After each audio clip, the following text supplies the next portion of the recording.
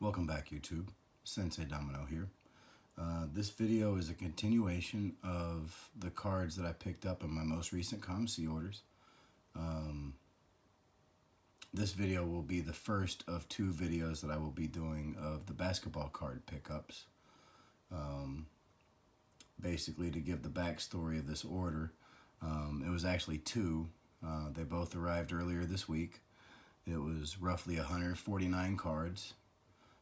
20 of them, I would say, showed up in what I would deem less than desirable shape, and 10 of them were so bad that I actually contacted COMC about them.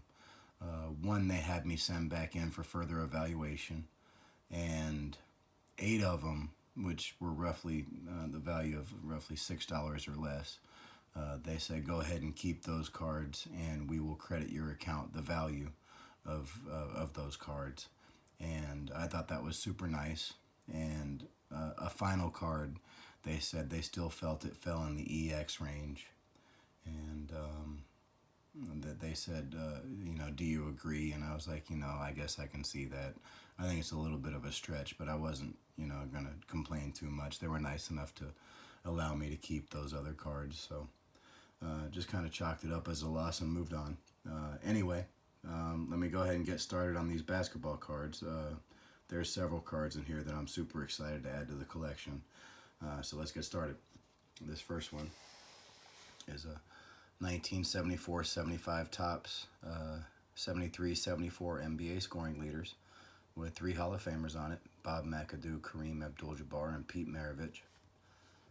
Huge Pete Maravich fan and a pretty big Kareem Abdul-Jabbar fan, so excited to get both those players on one card. I love these scoring leaders types cards, as it allows you to get multiple Hall of Famers on one card. And I know a lot of people don't like multiplayer cards, but I'm not one of them. I love them. Allows you to get Hall of Famers in your collection without breaking the bank. And happy to add that to the collection. Next, we have a 77-78 Pistol Pete Maravich. This card's got a little bit of I don't know, print defect or something like that. There's some streakiness to it. It doesn't bug me too much, but I guess it wouldn't hurt to pick up another copy of this, but I won't be in a hurry to do so. I'm pretty happy with this one for now. I love the backs on these 77-78 Topps. I just like the brightness of the green. I think it really stands out, makes the cards look super clean. So, happy to pick that one up. Here's another card from that same set. Here's Nate Tiny Archibald. Centering's a little off on both the front and the back, but I'm okay with that.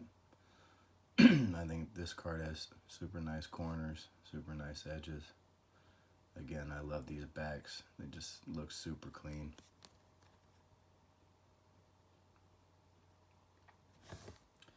And we have one other. I'm going to go ahead and pull this out of the top loader because I want to show this. This is not one of the cards that I brought up to COMC.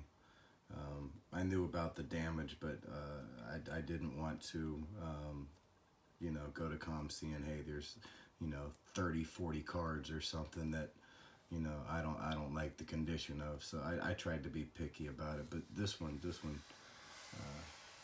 is pretty bad. I don't know if you can see that, but there is a whole bunch of streaking on this card.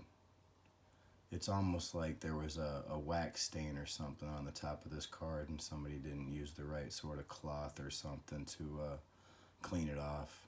For the most part, they did a good job of getting wax off of it, if it was wax, because I can't see a whole lot of it. But they certainly damaged the card in the process. So a little disappointed about that. I was happy to pick this card up otherwise. Card's in super nice shape. Sharp corners.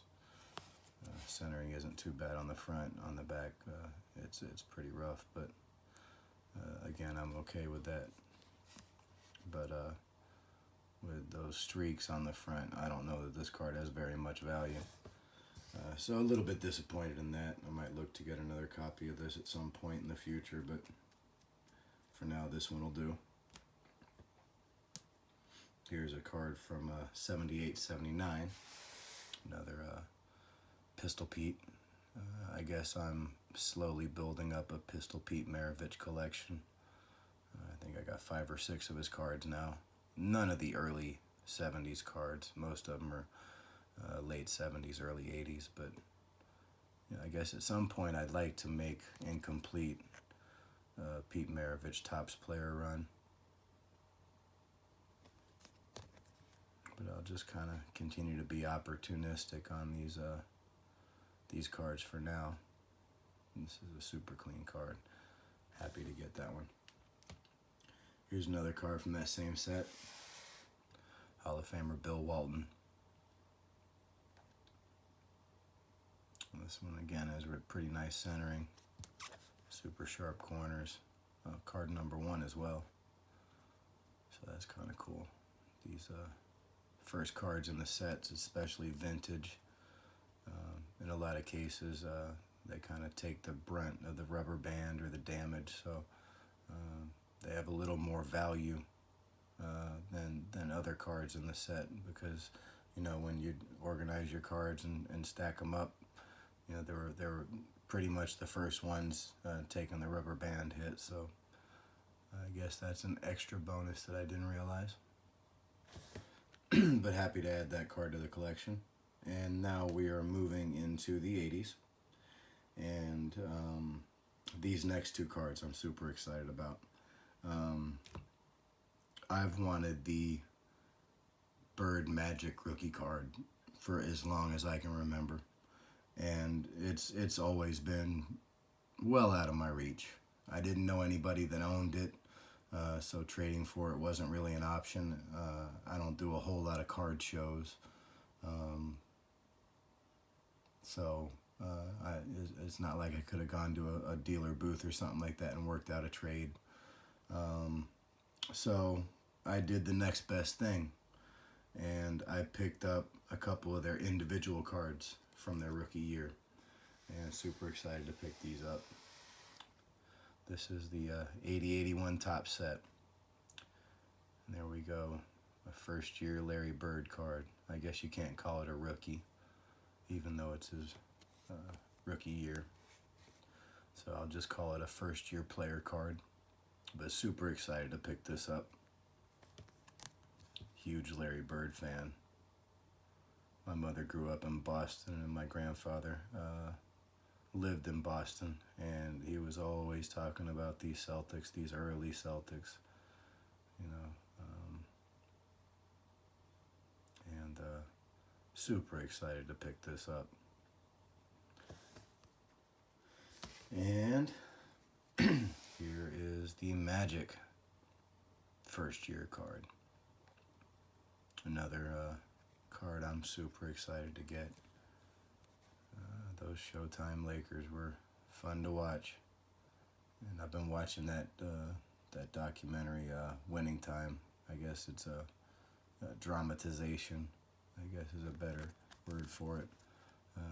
I don't pay attention to a whole bunch of it as factual, but it's still entertaining me. So you know, kind of happy to pick up this Magic Johnson during that same time frame and watching that. And so those are 2 of the bigger cards in this order. Next we have a card from the 81-82 set. This is the Larry Bird Super Action, so technically a second year card. I kind of like this 81-82 set. It just kind of screams 80s to me with the, you know, frayed comic looking Super Action logo that it has. And so happy to add that card to the collection. Kind of building up an early Larry Bird player run, I suppose. And here's the Dr. J from that set. Got Larry Bird kind of peeking in right there. Looks like you got Kevin McHale right there. Bobby Jones. Some pretty good players on the front of that card. have a whole lot of Dr. J cards. Haven't really focused on him as of yet. So kind of happy to add this card to the collection for sure. Next we are moving to late 80s, and here is an 87-88 Flier sticker of Dominique Wilkins. When I got back into the hobby, one of the first things I noticed was the value of these sticker cards and how much they have gone up in the time that I haven't collected. And I had this card and a couple others from this 87-88 sticker set when I was growing up. And I never had the Jordan, but I had several of the others, and so this was more of an opportunistic buy. I didn't pay near the Beckett value, I guess. I don't know how much people pay attention to the Beckett value on this stuff anymore, but I was still happy to pick this up. It's also in really nice shape, and it doesn't have any wax whatsoever on the back. So if this was cleaned off, somebody did a really good job. So happy to get a nice clean copy of this Dominique Wilkins. Was a really big Dominique Wilkins fan. His dunk contests, his dunk offs with Jordan were just absolutely legendary. Just them going back and forth, and happy to pick that up. And speaking of his airness, I picked up a couple of his stickers. This is the 88-89 Flier basketball superstar sticker, Michael Jordan. Little off center, and sadly it does have some wax on the back. I don't like that wax. I mean, I know that there's, I guess ways to get it off with, pantyhose or, some sort of cloth. But I don't want to damage this card. I mean, Beckett values this card at $300, which I think is absurd. I didn't pay anywhere near that for this.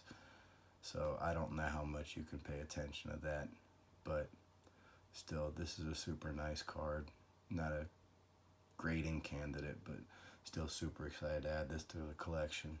I had this in my collection even late in my collecting days, before I stopped collecting, and it was one of the cards that I put into a trade that I made for a 98-99 SP Authentic Vince Carter rookie card, and at the time that card was worth $1,000, and so to get a card of that value, you're going to give up a lot, and this star sticker was one of the cards that was in that deal that I made. So happy to pick that up and add it back to the collection. And next we have an 89-90 Flier All-Star sticker. This one's a little off center, but still happy to pick it up. There's not much wax on the back of this one either, so another one of those star stickers added to the collection. I guess it would be nice if I could build these star sticker sets. I mean, I think there's only 11 cards in each one, so maybe I'll end up doing something like that here in the future. There can't be too many high dollar cards in any of them, especially if you've already got the Jordan, so that might be something I look into. And finally, the last card that is in that 1980s kind of era. This is the 89-90 David Robinson rookie card. There's kind of a story about this card in particular. There was a new card shop that opened up in my area in the late 80s, early 90s, and so I decided to go check that out.